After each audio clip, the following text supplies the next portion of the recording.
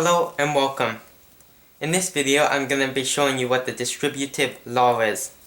So the distributive law is a way to expand expressions, and we do that by multiplying the number on the outside of the parentheses by everything inside the parentheses. So 4 will be multiplied by a, and then it will be multiplied by -6. It's called the distributive law because it's like we're distributing 4 to everything in the parentheses. We're giving it to what's in the parentheses. So for this example, once we use the distributive law on this expression, that will give us 4 times a, which is 4a, and then 4 times -6, which is -24.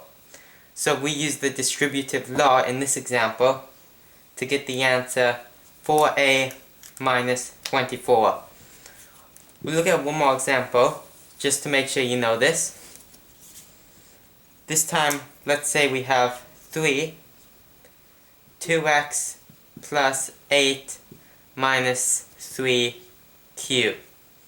So again, we have to distribute 3 to everything in the parentheses. We times what's on the outside of the parentheses, the number on the outside, by everything inside. So that will give us 3 times 2x, which is 6x. And then we have 3 times 8, which is 24. And then we have 3 times -3q, which is -9q. And that's our answer.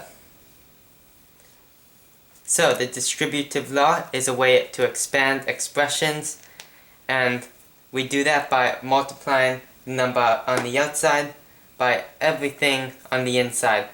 Like we're distributing what's on the outside to everything on the inside of the parentheses. I hope this video was helpful. If it was, give it a like, and please consider subscribing to my channel. If you have any questions, just put them in the comments, and I hope to see you next time.